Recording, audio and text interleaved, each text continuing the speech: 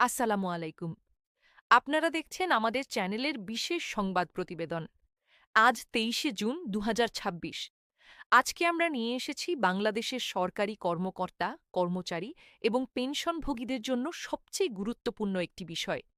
নতুন বেতন কাঠামো ২০২৬-এর সর্বশেষ আপডেট এবং ৩ ধাপে পে স্কেল বাস্তবায়নের পূর্ণাঙ্গ বিশ্লেষণ।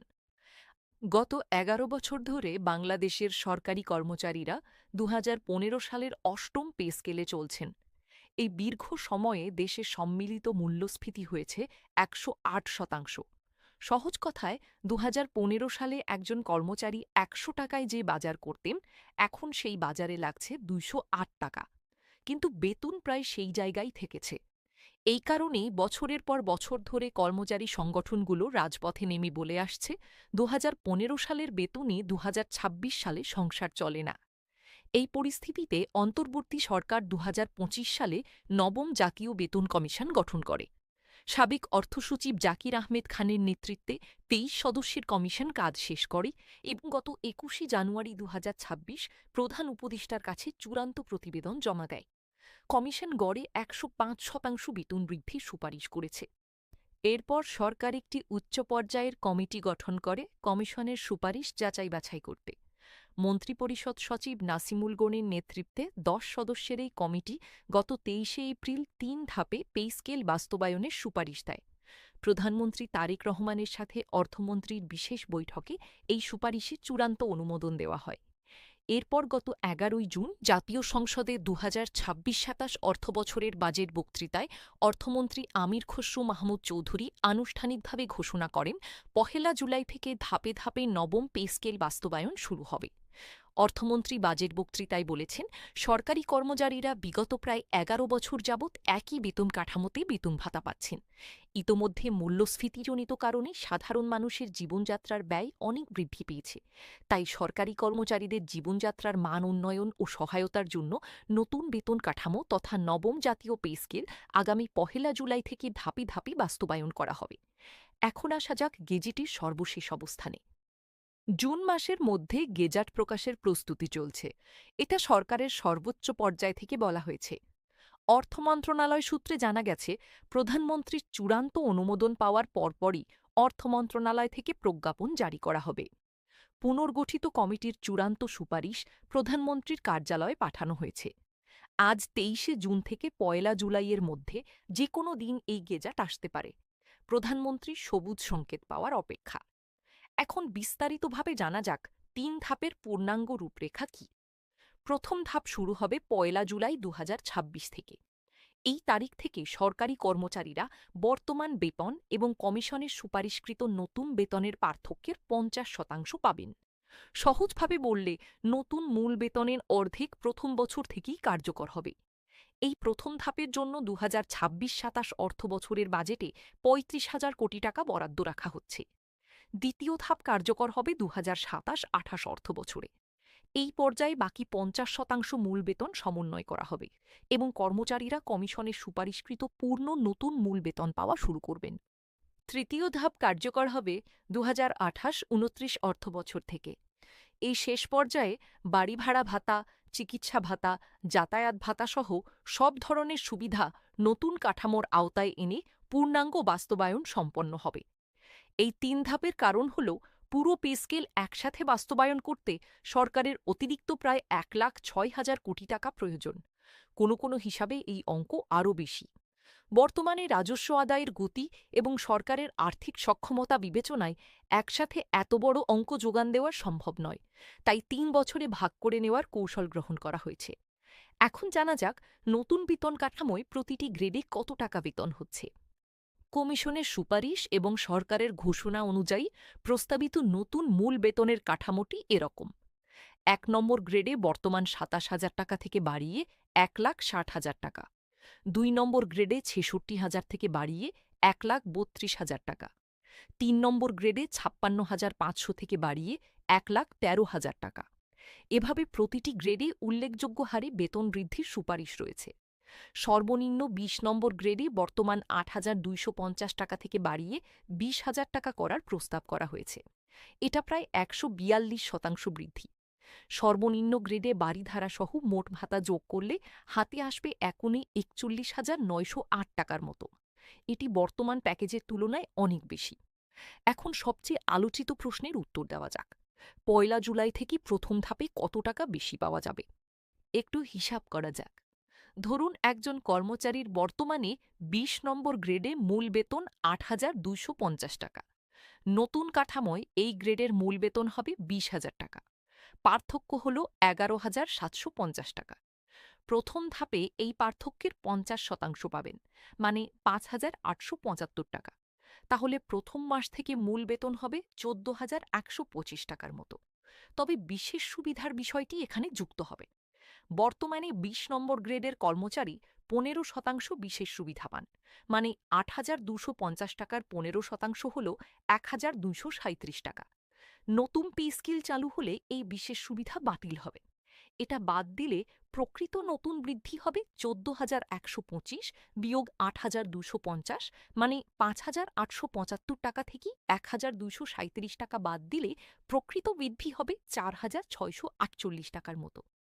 কিন্তু এই হিসাব সম্পূর্ণ নয়, কারণ মূল বেতন বাড়লে বাড়ি ভাড়া ভাতাও বাড়বে, উৎসব ভাতা বাড়বে, চিকিৎসা ভাতা বাড়বে, প্রভিডেন্ট ফান্ডে যোগ হবে বেশি, গ্র্যাচুইটি বাড়বে এবং ভবিষ্যতের পেনশনও বাড়বে। সব মিলিয়ে সামগ্রিক প্যাকেজে যে পরিবর্তন আসবে সেটা মূল বেতনের সরাসরি বৃদ্ধির চেয়ে অনেক বেশি হবে। এছাড়া একাদশ থেকে ২০তম গ্রেডের কর্মচারীদের বাড়ি ভাড়া ভাতা তুলনামূলকভাবে বেশি বৃদ্ধির সুপারিশ করা হয়েছে।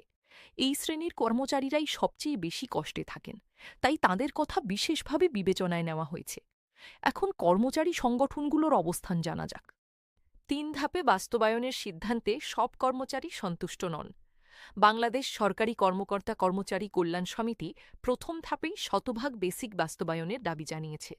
তাদের বক্তব্য হল ১১ বছরে মূল্যস্ফীতি ১০৮% হয়েছে। এই অবস্থায় ধাপে ধাপে বাস্তবায়ন করলে কর্মচারীরা আরও কত বছর কষ্টে থাকবেন? বাংলাদেশ সরকারি কর্মচারী দাবি আদায় ঐক্য পরিষদ আন্দোলন চালিয়ে যাচ্ছে। তারা বলছেন বাজার মূল্য অনেক কর্মচারীর ক্রয় ক্ষমতার বাইরে চলে গেছে। বহু কর্মচারী বাঁচার তাগিদে চাকরির ফাঁকে বাড়তি কাজ করতে বাধ্য হচ্ছেন। সরকারের পক্ষ থেকে বলা হচ্ছে ৩ ধাপে বাস্তবায়নই এই মুহূর্তে সবচেয়ে বাস্তবসম্মত পথ। একসাথে সব সুবিধা চালু করলে সরকারের ওপর এত বড় আর্থিক চাপ পড়বে যা দেশের সামগ্রিক অর্থনীতিকে ক্ষতিগ্রস্ত করতে পারে। তাছাড়া উচ্চ মূল্যস্ফীতির মধ্যে বাজারে একসাথে এত বেশি অর্থ ছাড়া হলে মূল্যস্ফীতি আরও বেড়ে যাওয়ার ঝুঁকি থাকে। সাবেক মন্ত্রিপরিষদ সচিব আলী ইমাম মজুমদারও এই অবস্থানকে সমর্থন করেছেন। তিনি বলেছেন, সরকারের আয়ের বর্তমান অবস্থায় ধাপে ধাপে এগোনোই সঠিক পথ। অর্থনীতিবিদরা বলছেন, এই পে স্কেল বাস্তবায়িত হলে বাজারে ভোগ ব্যয় বাড়বে। সরকারি কর্মচারীদের হাতে বেশি টাকা আসলে তারা বাজারে বেশি খরচ করবেন। এতে বেসরকারি খাতেও ইতিবাচক প্রভাব পড়বে, উৎপাদন ও কর্মসংস্থান বাড়বে। তবে একই সাথে সরকারকে রাজস্ব আহরণও বাড়াতে হবে। এখন পেনশনভোগীদের বিষয়ে কথা বলা যাক। নতুন বেতন কাঠামোর আওতায় দেশের প্রায় ৯ লাখ পেনশনভোগীকেও অন্তর্ভুক্ত করার পরিকল্পনা রয়েছে। বিশেষ করে যাদের মাসিক পেনশন কম, তাদের ক্ষেত্রে সর্বোচ্চ ১০০% পর্যন্ত পেনশন বাড়তে পারে, মানে অনেকের পেনশন প্রায় দ্বিগুণ হওয়ার সম্ভাবনা আছে। এটা নিঃসন্দেহে একটি বড় পরিবর্তন। ৭৫ বছরের ওপরে বয়সী পেনশনভোগীদের জন্য বিশেষ মাসিক ভাতার ব্যবস্থাও রাখার প্রস্তাব রয়েছে। পেনশন ব্যবস্থায় কাঠামোগত সংস্কারের মধ্যে রয়েছে ১৫ বছর সন্তোষজনক চাকরির পর স্বেচ্ছায় অবসরের সুযোগ দেওয়া, দ্বিতীয় স্বামী বা স্ত্রীর জন্য আজীবন পেনশনের সুবিধা নিশ্চিত করা এবং এককালীন পেনশন তুলে নেওয়ার পর মাসিক পেনশন ফিরে পেতে যে ১৫ বছর অপেক্ষা করতে হতো সেই সময় কমিয়ে ১০ বছর করা। এখন ভাতার বিষয়ে বিস্তারিত বলা যাক। নতুন কাঠামোতে মূল বেতনের পাশাপাশি বিভিন্ন ভাতায়ও বড় পরিবর্তন আসছে। একাদশ থেকে ২০তম গ্রেডের কর্মচারীদের টিফিন ভাতা বর্তমানের মাত্র ২০০ টাকা থেকে বাড়িয়ে ১,০০০ টাকা করার প্রস্তাব রয়েছে। এটা ৫ গুণ বৃদ্ধি। কর্মচারী কল্যাণ বোর্ড থেকে আরও সহজে বর্ধিত পরিমাণে চিকিৎসা সহায়তা পাওয়ার ব্যবস্থা রাখা হচ্ছে। নৈমিত্তিক ছুটি, অর্জিত ছুটি এবং মাতৃত্বকালীন ছুটির বিষয়েও স্পষ্ট নির্দেশনা আসছে। এখন কিছু সাধারণ প্রশ্নের উত্তর দেওয়া যাক। অনেকে জিজ্ঞেস করছেন, ১ জুলাই থেকে নতুন বেতন পাওয়া কি নিশ্চিত? উত্তর হল হ্যাঁ, প্রায় নিশ্চিত। অর্থমন্ত্রী সংসদে বাজেট বক্তৃতায় এই ঘোষণা দিয়েছেন। প্রধানমন্ত্রীর নির্দেশনাও আছে। গেজেট যদি জুনে প্রকাশ হয় তাহলে জুলাই মাসের বেতনই নতুন কাঠামোতে আসবে। যদি সামান্য দেরি হয় তাহলে পরের মাসে বকেয়াসহ পাওয়া যাবে। অনেকে জিজ্ঞেস করছেন, বিশেষ সুবিধা কি সত্যিই বাতিল হবে? উত্তর হলো হ্যাঁ, বাতিল হবে। কারণ এটি ছিল একটি অন্তর্বর্তীকালীন ব্যবস্থা। নতুন পে স্কেল আসার আগ পর্যন্ত কর্মচারীদের কিছুটা সুবিধা দিতে এটি চালু করা হয়েছিল। নতুন পে স্কেল চালু হলে এর প্রয়োজন থাকছে না। অনেকে জিজ্ঞেস করছেন, চুক্তিভিত্তিক কর্মচারীরা কি এই সুবিধা পাবেন? উত্তর হল, এই পে স্কেল মূলত নিয়মিত সরকারি কর্মচারীদের জন্য প্রযোজ্য। চুক্তিভিত্তিক বা অনিয়মিত কর্মচারীদের ক্ষেত্রে আলাদা নিয়ম থাকতে পারে। বিস্তারিত গেজেটে পরিষ্কার হবে। আরেকটি প্রশ্ন হল, মূল বেতন বাড়লে কি ইনকাম ট্যাক্স বেশি কাটবে? উত্তর হল, মূল বেতন বাড়লে করযোগ্য আয় বাড়তে পারে। তবে সরকার সাধারণত পে স্কেলের সাথে করমুক্ত আয়ের সীমাও পুনর্নির্ধারণ করে। এই বিষয়েও গেজেটে নির্দেশনা থাকবে। এখন সামগ্রিকভাবে পুরো পরিস্থিতি বিশ্লেষণ করা যাক। নতুন বেতন কাঠামোর এই যাত্রা ১ দশকেরও বেশি সময় ধরেই সরকারি কর্মচারীরা যা চেয়ে এসেছেন তার দিকে একটি বড় পদক্ষেপ। ৩ ধাপে বাস্তবায়ন নিয়ে হতাশা থাকলেও বাস্তবতা হল একটি পরিবর্তন আসছে, এটা স্বীকার করতেই হবে। বিশেষ করে নিম্ন গ্রেডের কর্মচারীদের জন্য এই পরিবর্তন অত্যন্ত গুরুত্বপূর্ণ। একজন কর্মচারী যিনি এতদিন ৮,২৫০ টাকা মূল বেতনে চলছিলেন, তিনি প্রথম ধাপেই ১৪,০০০ টাকার বেশি মূল বেতন পাবেন এবং পরের বছর পুরো ২০,০০০ টাকা পাবেন। এটা তার জীবনযাত্রার মানে বাস্তব পরিবর্তন আনবে। পেনশনভোগীদের জন্য এটি একটি বড় সুযোগ। দেশের ৯ লাখ পেনশনভোগীর মধ্যে যারা স্বল্প পেনশনে কষ্টে আছেন, তাদের পেনশন প্রায় দ্বিগুণ হওয়ার সম্ভাবনা সত্যিকার অর্থেই একটি জীবন বদলানোর মতো পরিবর্তন। এই পে স্কেল বাস্তবায়িত হলে বাজারে ভোগব্যয় বাড়বে, অর্থনৈতিক কর্মকাণ্ড গতিশীল হবে, কর্মচারীদের আর্থিক নিরাপত্তা বাড়বে এবং দীর্ঘদিনের পুঞ্জীভূত হতাশার অবসান হবে। আজকের প্রতিবেদনের মূল বিষয়গুলো আরেকবার সংক্ষেপে মনে করিয়ে দেওয়া যাক। ১ জুলাই ২০২৬ থেকে নতুন বেতন কাঠামো কার্যকর হচ্ছে। ৩ ধাপে বাস্তবায়ন হবে। প্রথম ধাপে ১ জুলাই থেকে সুপারিশকৃত নতুন মূল বেতনের ৫০% পাওয়া যাবে। দ্বিতীয় ধাপে ২০২৭-২৮ সালে পুরো মূল বেতন কার্যকর হবে।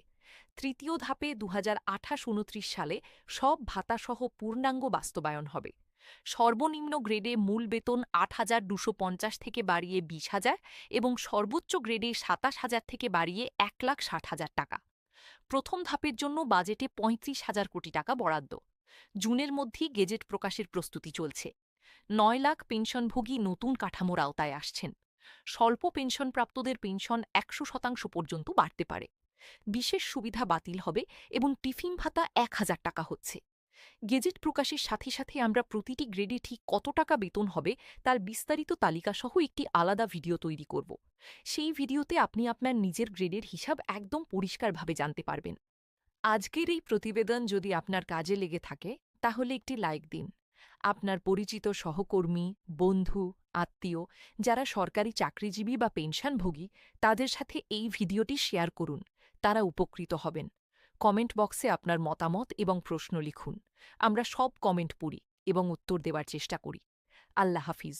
ভালো থাকুন, সুস্থ থাকুন।